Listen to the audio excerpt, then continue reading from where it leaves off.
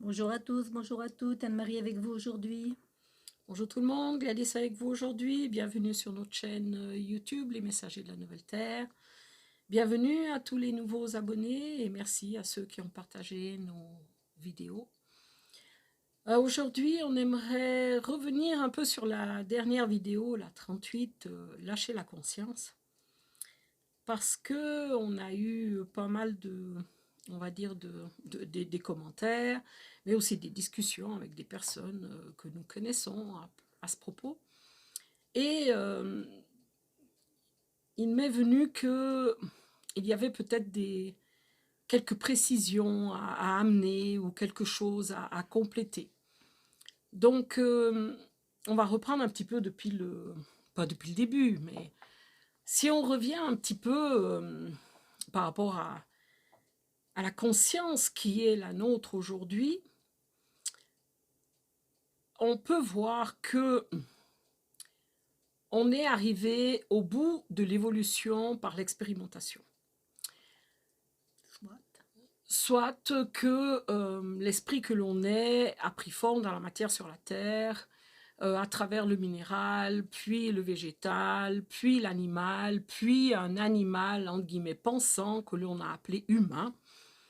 Et aujourd'hui, cet humain arrive au bout de l'évolution à travers l'expérimentation, parce que les temps sont venus d'une part, et d'autre part parce que l'expérimentation ne peut plus vraiment avoir lieu, en tout cas il n'y a plus d'évolution possible, de par l'importance que le mental, que la pensée a pris dans la société d'aujourd'hui. Tout cela fait partie du plan et tout cela est OK, simplement aujourd'hui on se trouve à un point où l'évolution par l'expérimentation n'est plus possible. Or, cette évolution par l'expérimentation avait été rendue possible parce que l'esprit avait créé une interface, on en a déjà parlé, donc on ne va pas revenir là-dessus, une interface que l'on appelle âme ou comme on veut, mais qui a permis, on va dire, l'oubli et donc l'expérimentation jusqu'au point où on sort de l'oubli. Ok, ça c'est le point qu'on arrive maintenant, donc aujourd'hui on se reconnaît en tant que divin, qu'un esprit qui a pris forme dans la matière sur la Terre, mais à travers l'interface. Et on a un pas de plus important à faire. C'est vraiment un changement de paradigme complet. Et c'est un peu là-dessus que j'ai vu l'analogie avec le papillon et, avant le papillon, la chenille. Et il m'a été montré que la chenille, il y avait quand même une similitude avec cet humain que l'on est, dans le sens où, à plusieurs reprises dans sa vie, elle mue. Comme nous, à chaque fois qu'on perd un corps, on en reprend un autre dans la roue des réincarnations. Mais que, au moment où elle est prête, elle va se fixer à quelque part, et là, elle va avoir la dernière mue qui va laisser place à la chrysalide, dans laquelle va se métaboliser, va se digérer, la chenille se digère elle-même pour activer les cellules souches qui vont créer le papillon. Et j'ai trouvé assez surprenant l'analogie avec ce qui nous est demandé aujourd'hui de changer complètement de paradigme. Ça veut dire que dans cette dernière mue, la chenille s'offre et offre son propre corps pour que dans cette digestion, l'énergie créée aille nourrir les cellules souches qui vont créer le papillon qui va sortir de la chrysalide. Et le dernier, on va dire, la dernière mue qu'elle fait, elle laisse donc, à travers cette mue, le corps qui va dans la chrysalide être digéré, et créer le papillon qui après sortira de la chrysalide et s'envole, vivant ainsi un paradigme totalement différent, soit de passer de la chenille qui rampe et qui mange à un papillon qui vole et qui butine. Est-ce qu'on peut dire donc que, dans ce que tu dis, que dans la chrysalide, la chenille perd l'esprit de la chenille et prend l'esprit du papillon? Exactement, complètement. Et on a affaire à deux, on peut dire animaux, deux animaux différents. Un est une chenille qui a vécu d'une certaine manière et l'autre est un papillon qui vivra d'une autre manière.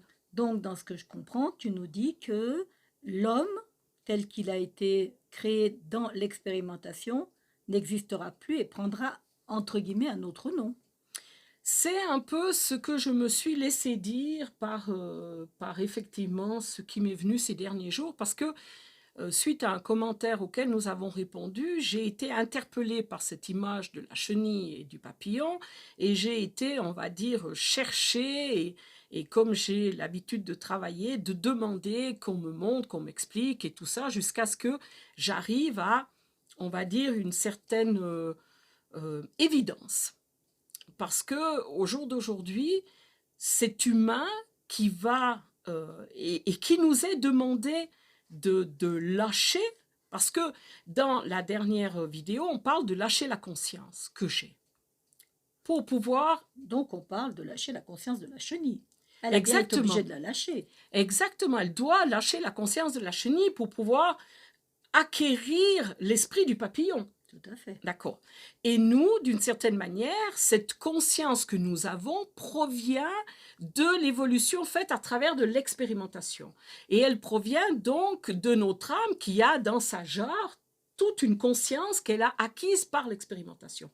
Et c'est avoir cette conscience que j'ai et dont j'ai des pensées qui me viennent, c'est quelque chose qu'il me faut lâcher pour permettre à la conscience que je suis, qui est l'esprit que je suis, de venir habiter mon corps, de venir informer mon corps, de venir créer mon corps.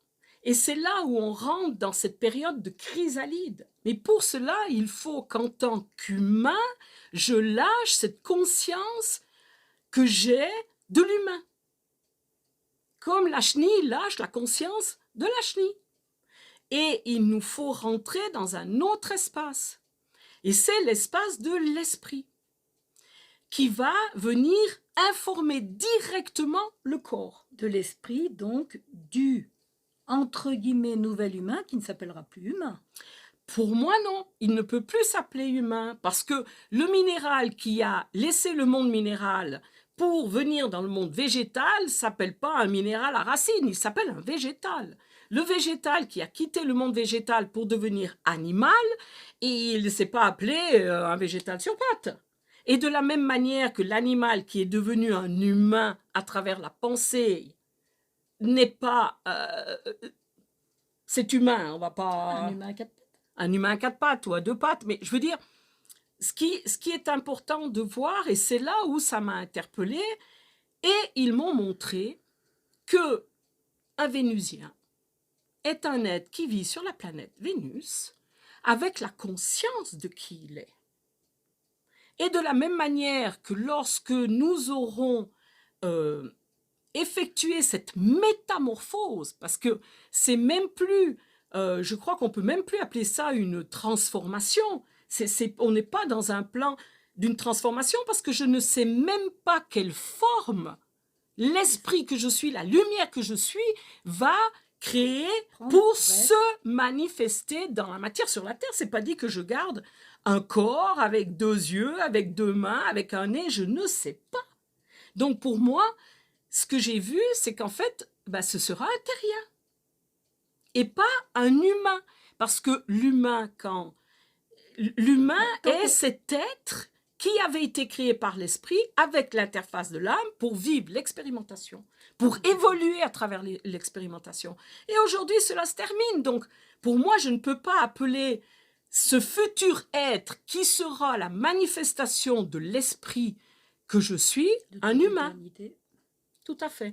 Et peut-être que certains, l'esprit qu'ils sont, la lumière qu'ils sont, dans la fréquence qui est la leur, vont se manifester à travers, je ne sais pas, je dis une forme A, et d'autres vont se manifester à travers une forme B, et d'autres une autre forme encore, et ce sera un multiforme d'êtres Qui s'appelleront tous qui terriens. s'appelleront tous terriens. D'accord. Et pour cela, il y a cette notion de renoncer à ce corps de chair, qui est le corps d'expérimentation dans lequel est engrammé tout ce qui a été vécu pour l'évolution. Tout cela, on va dire, est obsolète et il faut y renoncer. Et pour cela, c'est un lâcher-prise total pour que la lumière, l'esprit que je suis, puisse informer mes cellules de la nouvelle forme. Et j'ai même à aller plus loin, j'ai à autoriser mes cellules à être informées directement par l'esprit que je suis.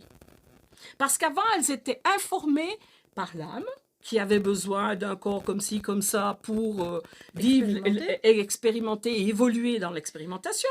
Le corps a aussi été informé par le mental, qui faisait, en guillemets, barrage, qui était l'ombre créée par l'âme, mais qui informait les cellules. Or, aujourd'hui, dans ce stade d'évolution, on est au point où les cellules doivent être informées directement par l'esprit. Donc moi, la seule chose qu'aujourd'hui j'ai, on va dire, le pouvoir, c'est mon choix de dire j'autorise les cellules à être informées directement par l'esprit que je suis, et la forme que cela donnera, c'est OK. Je m'en remets complètement à la source, je m'en remets à l'esprit que je suis. On peut dire, elle importe peu de toute façon. Elle importe peu. Puisque de toute façon, je suis la manifestation de l'esprit que je suis. Donc, à la limite, cette forme, entre guillemets, n'a pas d'importance. Tout à fait.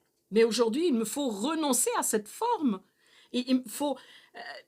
c'est assez peut-être perturbant, mais ne pas en tout cas s'accrocher à penser que dans la nouvelle conscience de la nouvelle Terre, ce sera des humains avec la forme que l'on voit aujourd'hui. Non, pour moi, ce seront des terriens et nos amis des autres, des Pléiades ou de Vénus ou peu importe. Nous, quand ils nous interpellent, ce sera terrien qu'ils vont utiliser comme terme parce qu'il n'y aura pas... l'esprit étant tellement, je veux dire, vaste, que la forme qu'il va prendre va être vaste aussi. Vous pouvez imaginer que l'esprit a besoin de se manifester à un point A, il prendra une forme A, il va aller se manifester à un point C, la forme va changer.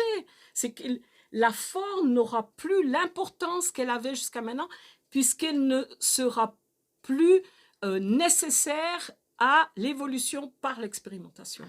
Elle sera nécessaire à l'évolution par la manifestation. Donc la manifestation va bien être quelque chose d'impermanent. Donc, on peut dire, d'après ce que je comprends, c'est que l'expérimentation étant finie... L'évolution par l'expérimentation, oui. Mais l'expérimentation, on va dire, évolutive, oui, tu as raison, oui. est finie. Donc, ça veut dire que ce corps, qui est donc le corps d'expérimentation, n'est plus, entre guillemets, utile.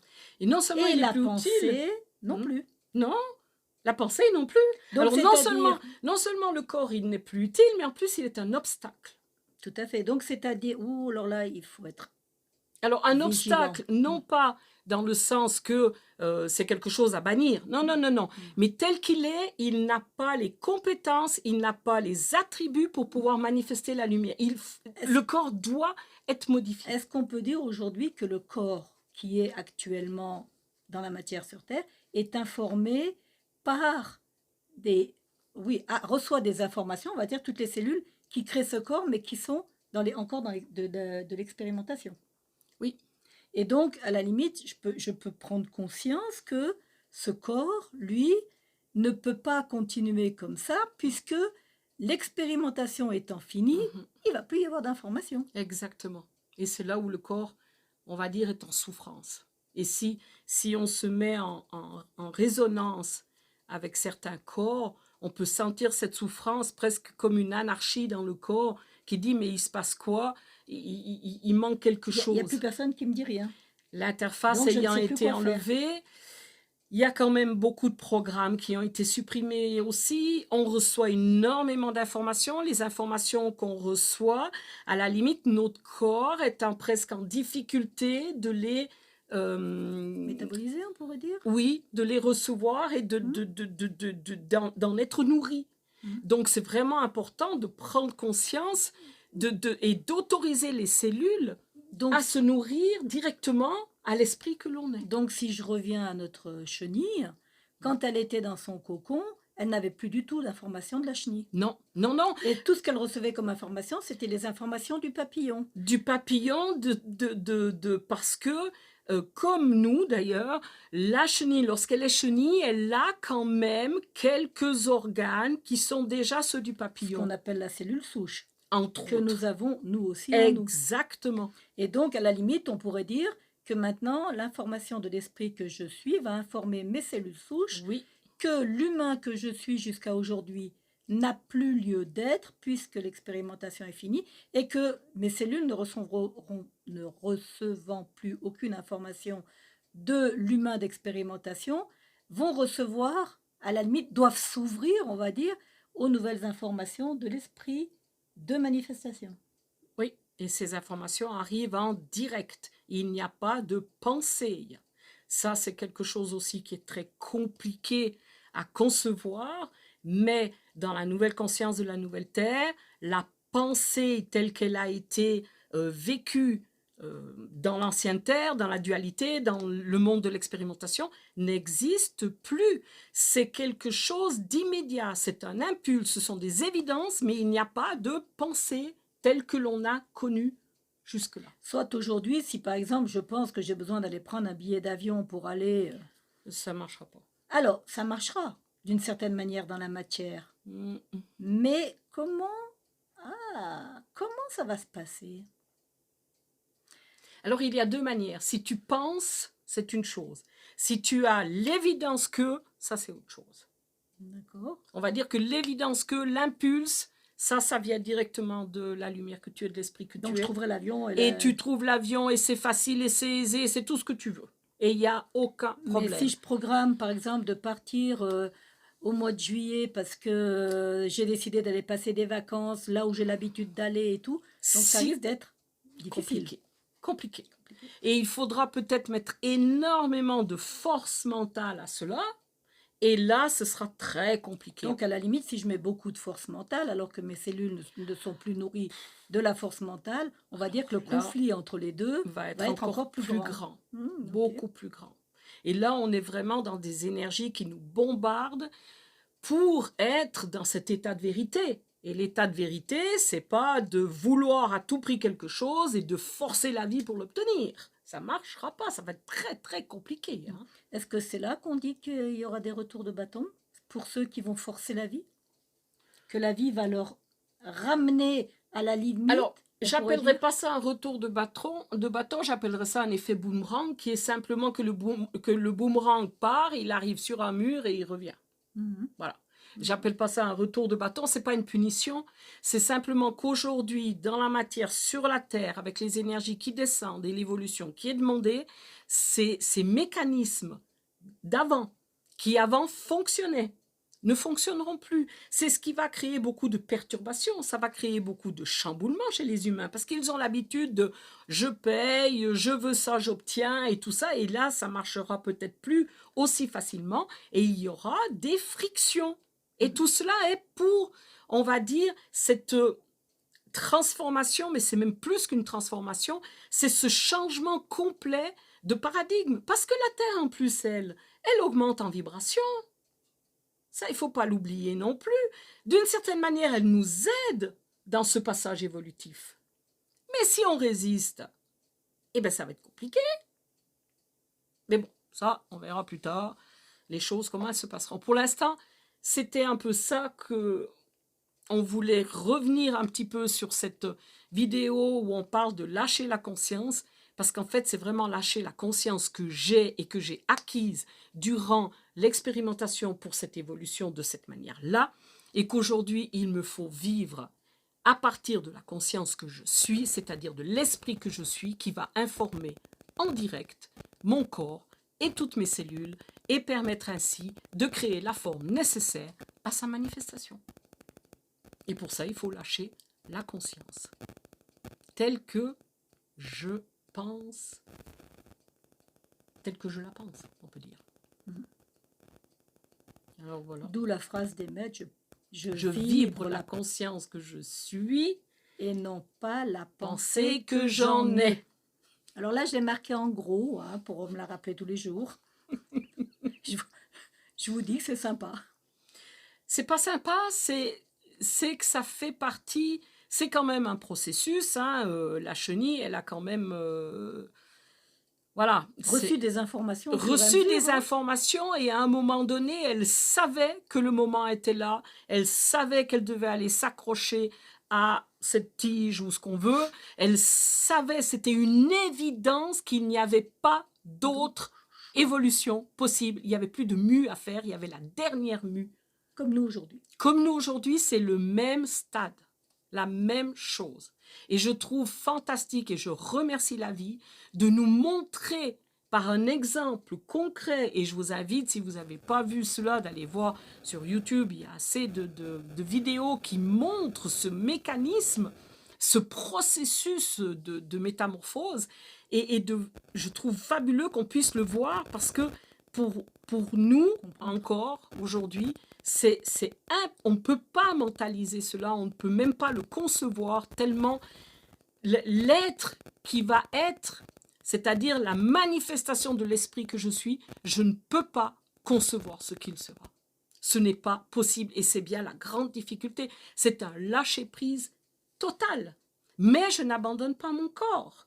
Je l'autorise à cette transformation. Puisque j'autorise toutes mes cellules à recevoir l'esprit en ligne directe. Oui. Donc, toutes les informations qui vont permettre la manifestation, sa manifestation dans la matière sur la Terre. Oui. Voilà. Voilà. Je crois que c'était assez clair. Si c'est pas assez clair, on vous autorise à nous poser des questions. Tout à fait, mettez des commentaires, ça aide tout le monde. N'oubliez pas, je vais le dire encore une fois, lisez les descriptifs parce que vous savez qu'une fois que la vidéo est faite, parce qu'on l'a fait comme ça en one shot et on ne sait pas vraiment, on sait un peu ce qu'on va parler, mais on ne sait pas toujours forcément. Et parfois, dans le descriptif, on ajoute des compléments d'information qui aident à poser des compréhensions par rapport à la vidéo qui est émise. Alors voilà, je vous invite quand même de temps en temps à regarder ce bouton descriptif. Et comme je l'ai expliqué, c'est en appuyant sur le petit plus en gras que vous trouverez la description. Parce que quelqu'un m'a dit, mais comment on fait? Donc voilà, s'il y a d'autres personnes comme ça, sachez que c'est après le petit plus écrit en gras. Voilà, alors on vous dit à tout bientôt. À tout bientôt.